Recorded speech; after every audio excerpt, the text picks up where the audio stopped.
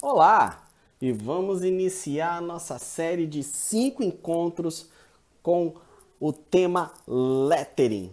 O lettering, ele é uma espécie de desenho do qual você trabalha com tipografias. Então você pode fazer desde cartazes, ilustrações, utilizando toda essa linha de letras, formas que vai ter uma relação não necessariamente com comunicação, mas vai ter uma relação estreita entre design e arte. E na nossa aula de hoje, a gente vai fazer um lettering com a nossa própria caligrafia. A gente não vai entrar agora na construção de uma letra, como que se faz as hastes, os bojos, nada disso. Nós vamos tentar entender como é que nós escrevemos e como podemos adaptar, né, esse lettering intuitivo dentro de uma construção de uma imagem, como a gente está colocando aí. A gente colocou essa imagem dessa garota e aí eu vou escrever com a minha própria caligrafia um nome.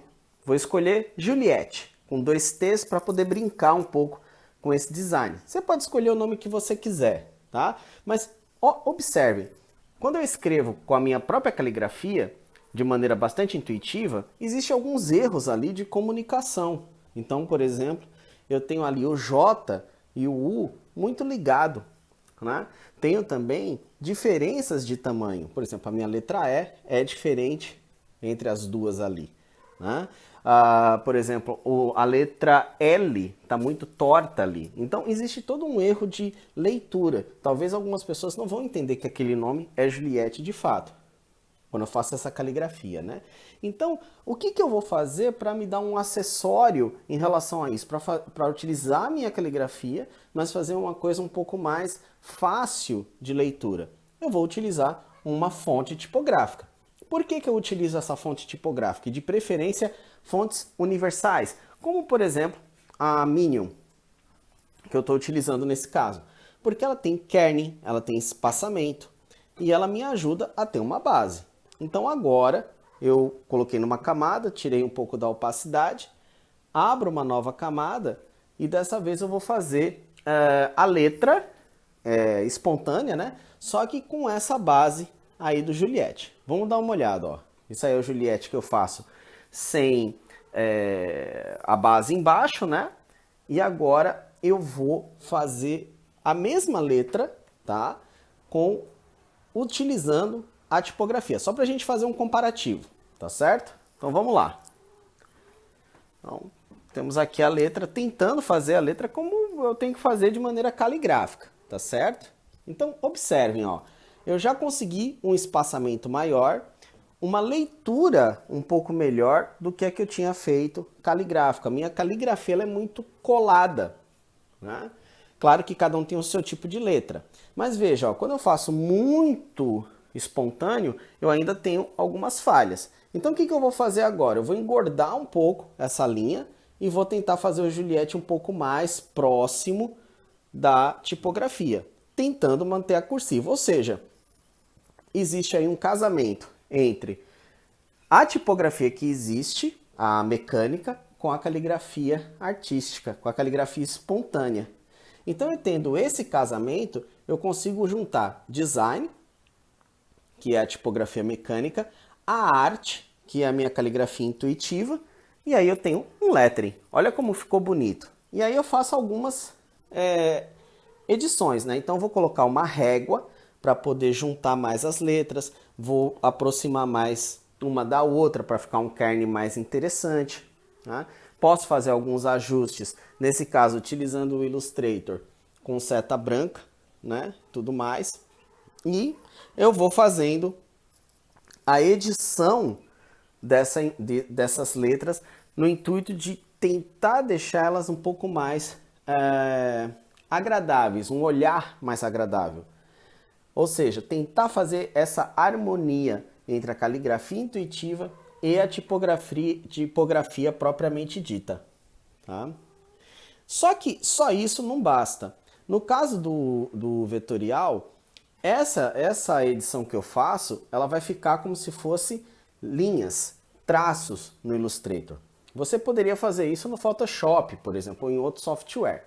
Mas no caso do Illustrator, especificamente com software vetorial, a gente precisa transformar essas linhas, esses contornos em desenho. Porque o que que acontece? Se eu abrir esse arquivo sem ser rasterizado, ou seja, sem ser uma imagem bitmap, em outro software ou em outra versão, inclusive do Illustrator, eu vou perder toda essa edição que eu fiz. Então, o que que eu vou fazer aí nesse caso, né? Vou transformar esse traço, né, que foi feito com a ferramenta pincel, importante que se diga, né, em desenho, em contorno, tá? Importante dizer que esse lettering é um desenho nesse caso, eu não estou, ele não é editável, eu não consigo digitar, né? Então ali eu faço a edição, que eu vou em expandir, eu seleciono, né, toda a imagem, eu vou em objeto e vou em expandir, e veja que ainda fica algumas linhas, algumas arestas. Então eu vou usar aí o comando Pathfinder e unir para que ela possa ter um design completo, né? Sem esses desenhos estranhos. Então veja como que ficou com o Pathfinder. Bom, pessoal, a gente está chegando aí já no final.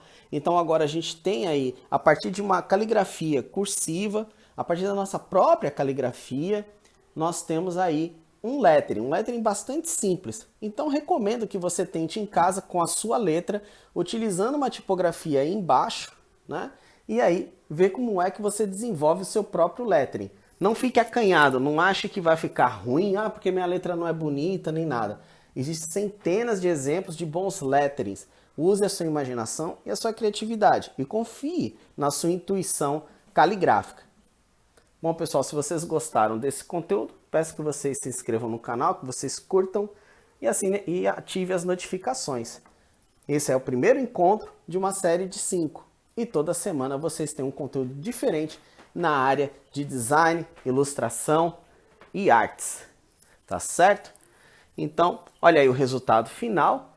A Juliette, né, devidamente colocada. E olha a diferença que fica num lettering da foto e a foto com lettering, né? Olha que interessante. Vamos só colocar esse comparativo para vocês. Tá? Só ajustar um pouquinho. Dê uma olhada como que é a foto e depois com a Juliette. Olha a diferença que ficou. Espero que vocês tenham sucesso no lettering de vocês, tá certo? Então, meu muito obrigado.